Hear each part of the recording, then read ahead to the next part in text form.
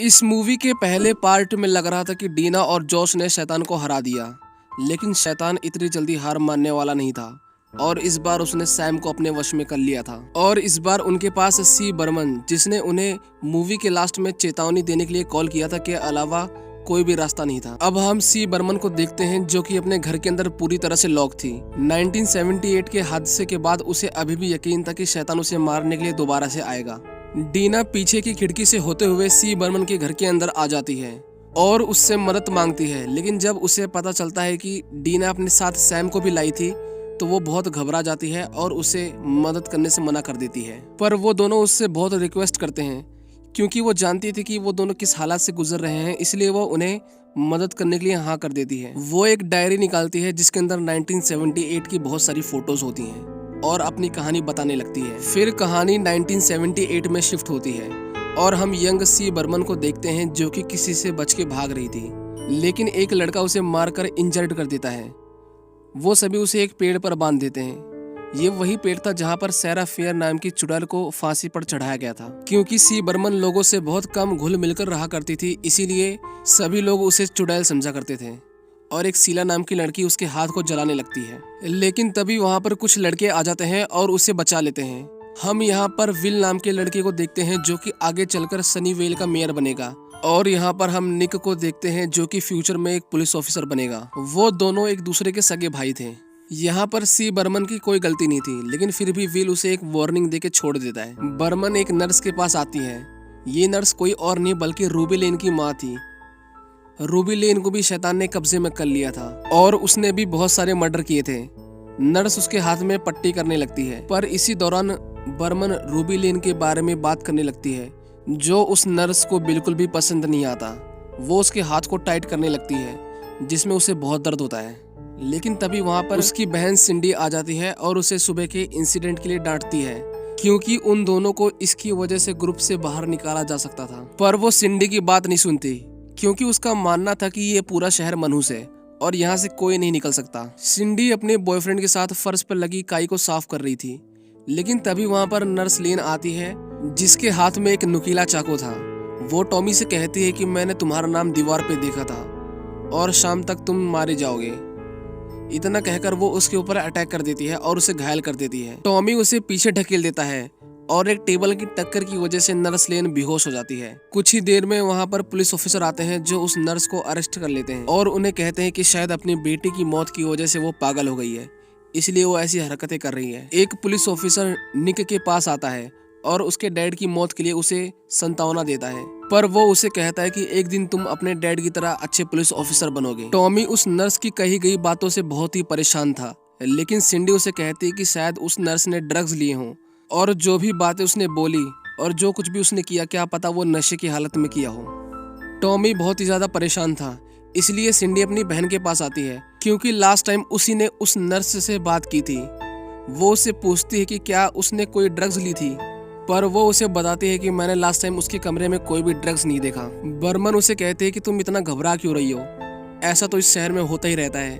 अचानक से ही लोग पागल हो जाते हैं और वो एक दूसरे को मारने लगते हैं। पर सिंडी इन सभी बातों पर विश्वास नहीं करती थी और उसका मानना था कि ये सब बातें बस एक अफवाह है।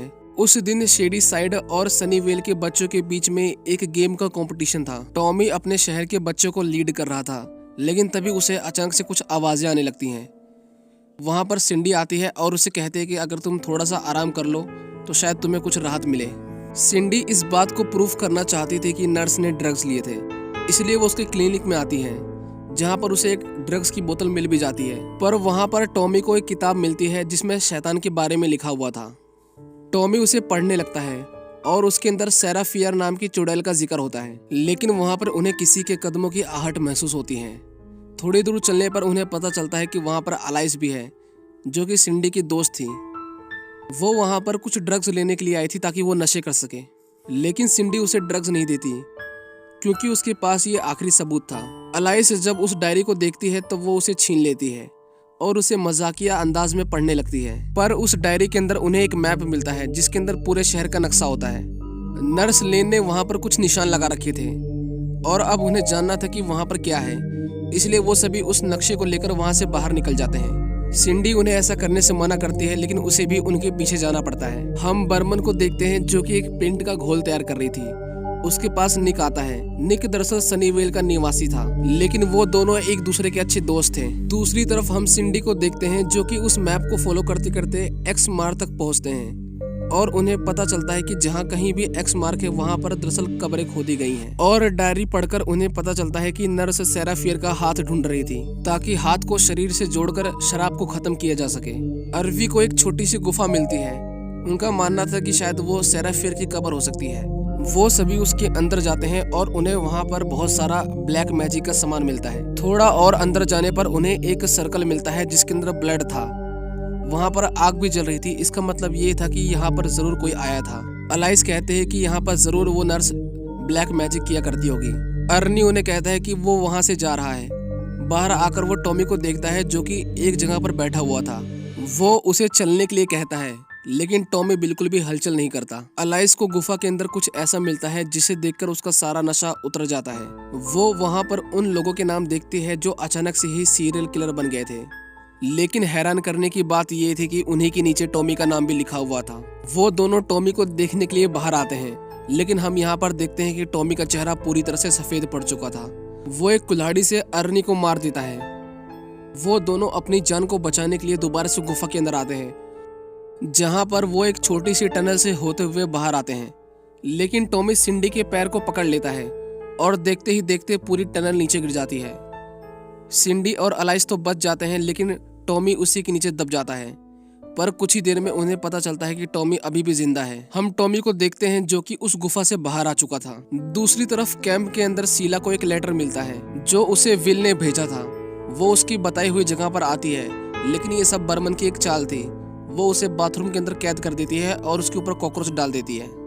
सिंडी और अलाइस उस गुफा के अंदर फंस चुके थे और उन पत्थरों को हिलाना नामुमकिन था। सिंडी जानती थी कि टॉमी इतनी आसानी से नहीं रुकने वाला।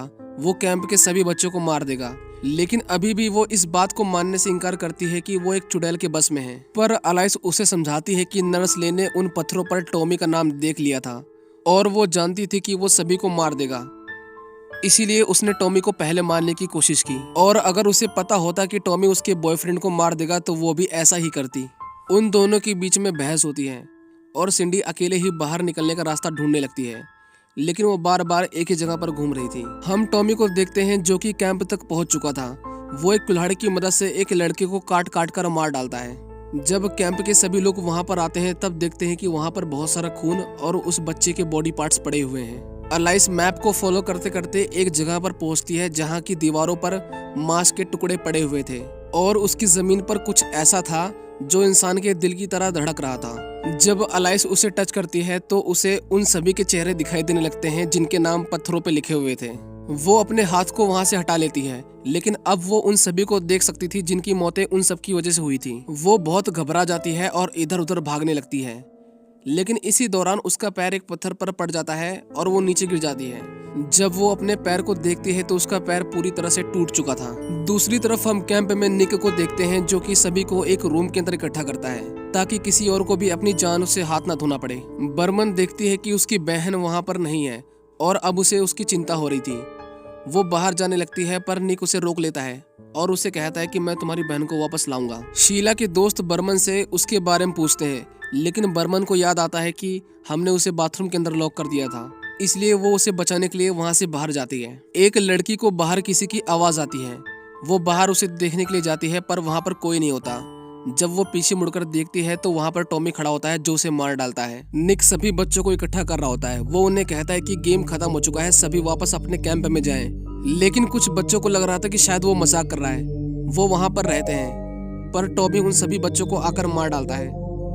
उनकी आवाजें सुनकर निक उनके पास जाता है, लेकिन देखता है कि वहां पर उनके बॉडी पार्ट्स पड़े हुए हैं, जिसे देखकर वो उल्टी कर देता है। वो अपने भाई विल को कहता है कि तुम सभी बच्चों को एक बस में बिठाकर वहां से बाहर ले जाओ। सिंडी अलाइस के टूटे हुए पैर पर पट्टी बांधती है और अब उसे इस बात पे यकीन हो चुका था कि ये सब सेरा फियर कर रही है, लेकिन वहां पर वो उस काई को देखती है जिसे वो ऊपर साफ कर रही थी। इसका मतलब ये था कि वो कैंप के बहुत करीब थे। वो सभी उस काई को फॉलो करने लगते हैं। सी बर्मन उस बाथरूम के अंदर आती है। क्योंकि शीला को नहीं पता था कि बाहर क्या हो रहा है, इसलिए वो उसके ऊपर अटैक कर देती है।